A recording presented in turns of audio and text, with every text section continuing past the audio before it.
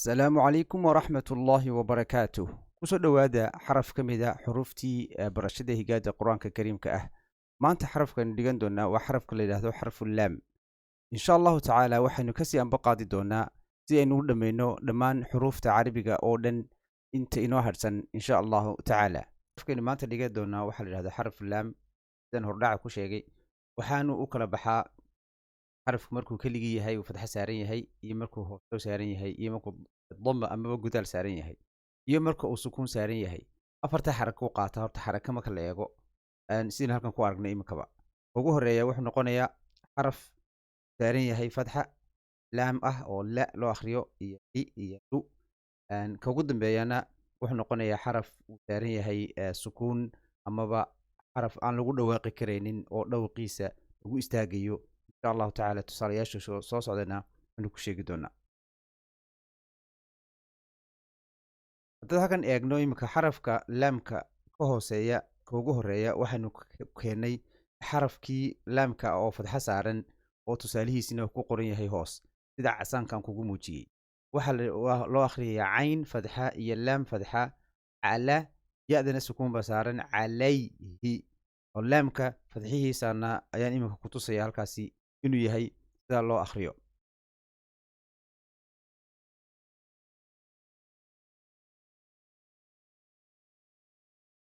calayhi. halkan waxaa ku jira laamkii oo saaran hoos dhow sida ka hooseysa laamka kasraha leh oo ku tusayso. laamka cas waxaa saaran hoos dhow, waxaan loo akhriyaa wali waliyuhu waliyuhu.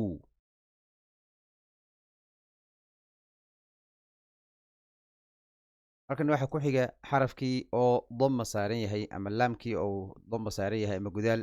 waxaana loo akhriyaa waxaa la yidhaahdaa xarafkaasi inuu noqonayo xaraf la yidhaahdo lu. dabinta soo yuub markaad doonaysa inaad akhrido xarafka damaysan ama gudaal. lu qulu. imika xaraf medu bilwaa weeyaan waxa loodhanaya quluubihim quluubihim. hadaan halkaa kaga gudbo kaas.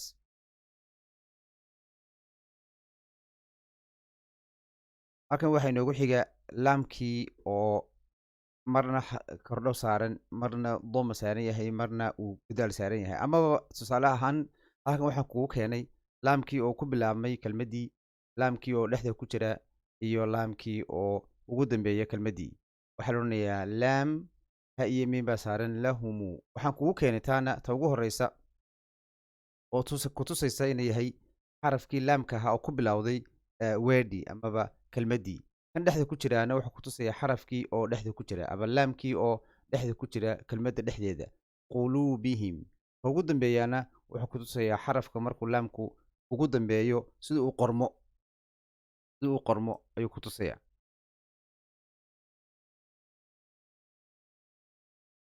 halkan haddaan ku tuso xarafkii oo shaqal dheer saaran yahay, shaqal dheeri saaran yahay, amaba soomaaliga markaynu idhahno waxaynu akhrinaa xuruufta a e u, laakiin imika carabida waxaa la yidhahdaa xuruufulmad. waxaana ku bilowdaa halkaasi laamkii oo uu fadaxa saaran yahay oo alifu ku xigo.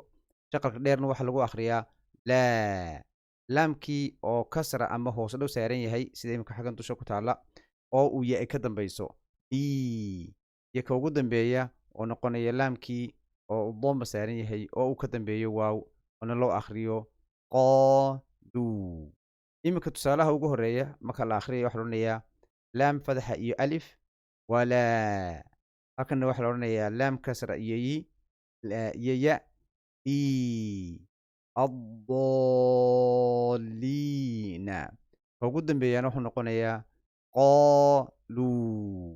waxaad baratay halkan ku baratay iminka duuduub ahaan laa li lu, amaba xuruuftii madka aynu soo dhigin jirnay ee ku saabsanaa xuruufta madka keena inay yihiin. halkan waxaynu sheegi doonaa insha allahu tacaala iminka laamkii oo uu saaran yahay waxaynu u naqaanay tanwiinta carabi ama soomaaliga la yidhaahdo laba kordhow, laba hoos dhow ama laba gudaal. soomaaliga waxaa loo akhriyaa waxaa la yidhahdaa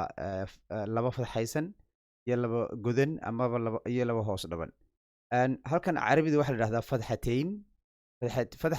فتحتين بالفتحة ما حنجد تنوين بالفتحة هي تنوين بالضمة هي تنوين بالكسرة أما تنوين تي فتحة سنيد لما فتحة ممكن لو أخري لن marka laamku saaran yahay halkan oo kale imika tan dusheena saaran oo kasii sareysa wax loo akhriyaa laam waxaana saaran tanwiin godan waxaana loo akhriyaa lun ta ugu dambeysa waxaa saaran laamkii laba hoos dhow waxaana loo akhriyaa lin haddaan tusaalayaashiisa ku siiyo ugu horeeya halka ugu horeeya ku yaalla waxaa loo akhriyaa rajulan hadda tanwiintu waxay noqotaa nuun lagu dhawaaqayo oo aan se la qoraynin nuun lagu dhawaaqayo oo aan laasin khadkiisa la arkaynin ama araggiisa aan la arkaynin rajulan kan dushayda saaran wuxuu noqonayaa farajulun farajulun lun ugu dambeeyana wuxuu noqonayaa rasuulin lan lin lun amaba lan lun lin sida halkan inoogu taalla waa shaqalkii dheeraa ee ku saabsanaa laamka marka la saarayo tanwiintii haddaan halkan ku xigsiiyo wuxuu noqonayaa halkan waxaa inoogu xiga laamkii oo fadxaysan oo uu ka dambeeyo yaa sukuun saaran tahay amaba laamkii oo fadxaysan oo uu ka dambeeyo xaraf uu saaran yahay sukuun oo ah waaw sidee loogu dhawaaqaa halkan laamka marka yaad u saaran tahay ku xigta waxaa la odhanayaa lay halkanna waxaa la odhanayaa low hadduu qur-aanka ku jiro tusaalayaal waxaad noqonaysaa imika halkan oo kale waxaa la odhanayaa 40 laylah 40 laylah halkanna wuxuu noqonayaa low kaanuu yaclamuun low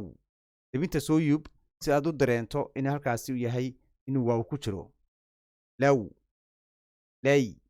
taasoo kale low kaanuu yaclamuun si kugu sahlanaato markaad qur-aanka baranayso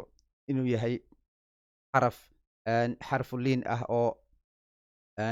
laamkiiyo fadxaysan uu ka dambeeyo waaw iyo laamkiiyo fadxaysan uu ka dambeeyo ya insha allahu tacaala halkan waxaan kaa tusi doonaa bal marka uu qur-aanku ku jiro xuruufta laamka ahi musxafka qur-aanka kariimka iminka aayad suurat albaqara aayadda ku jirta haddaan ku tuso iminka halkan waxaa ku jira laam baa ku jira halka yaa ayuha aladiina laamkiina shad iyo fadxaa saaran yaa ayuha aladiina halkaa waa la dheereeyaa imika waan soo gaabiyey laakiin afar baa la jiidaa yaa ayuha aladiina aamanuu idaa tadaayantum bidaynin ilaa laamkii oo fadxa saaran yahay oo ka dambeeyo mad ilaa laamkii oo tanwiin saaran yahay oo loo akhriyayo ajalin sama faktubuuh laamkii oo sukuun saaran oo ka dambeey oo ka daba dhacay ama dhexda ku jira oo waaw fadxa saaran iyo ya fadxa saaran ay hareeraha ka xigan walyaktub baynakum iminka maxal shaahidkeenu ama ujeedadeenu waa laamka u furso baynakum kaatibun bil ba'dan iyo waxaad isku akhridaa laamkaas sukuunba saaran bilcadli halka hore tusaalayaasha laamka tusaale markuu sukuun saaran yahay maan kaa siinin halkan oo ayaan kaa tusaya iminka bil cadli laam kasra saaran yahay ama hoos dham waaw laamkii oo uu fadxa saaran yahay uu ka dambeeyo alif sidii halkan kusoo barannay iminka dhoweyd walaa ya'ba kaatibun an yaktuba kamaa callama laam fadxa iyo shad callamahu allah haadan iyo laamkana marka la isku akhriyo waxaa la odhanayaa callamahu allah laamkii oo uu saaran yahay fadxe cafwan laamkii oo uu saaran yahay sukuun oo fadxa iyo fadxa hareeraha ka xigaan fal fa fadxa laam sukuun falyaktub halkana laamka sukuun ba saaran walyumli laba laam oo labaduba hoos dhow saaran yahay baa iska daba dhacay walyumlil alladii laamkana fadxa saaran laamkana waxaa saaran fadxa calayhi laamkana sukuun ba saaran calayhi alxaqu kana sukuun ba saaran walyattaqi illaaha fadxa iyo shad ba saaran walaa laam fadxa madu bilalif walaa yabkhas minhu shay'a fain kaana alladii laam fadxa saaran yahay iyo shad calayhi laam fadxa saaran yahay iyo laam uu sukuun saaran yahay عليه الحق سفيها أو ضعيفا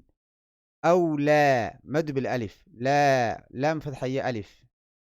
أن يمل halkaa waan ka booday maxaa yeelay wax laam ku jira ma jiro أن يمل laam fadxa iyo shad huwa fal laam sukuun uu saaran yahay falyumlil laam uu sukuun saaran yahay iyo laam uu sukuun saaran yahay oo ka horeeyo laam kale oo fadxa saaran yahay u fiirso laamka marka uu dhexda ku jirana saasaa loo qoraa falyumlil laam sukuun saaran waliyuhu bilcadli waxaan filayaa intaas inagu filan aayaddu aad bay u dheer tahay laamo badan anigu ku jiraan laakiin tusaalayaal badan baynu ka helay insha allahu tacaala waxaynu odhan doonaa in laamkaasi ku jira halkaasi la fahmay oo si fiican loo qaatay insha allahu tacaala duruusteenna soo socotana waxaynu si fiican ugu faahfaahin doonaa xuruufta inta inoo hadhay waxaan halka idinkaga tegayaa asalaamu calaykum waraxmat ullaahi wabarakaatuh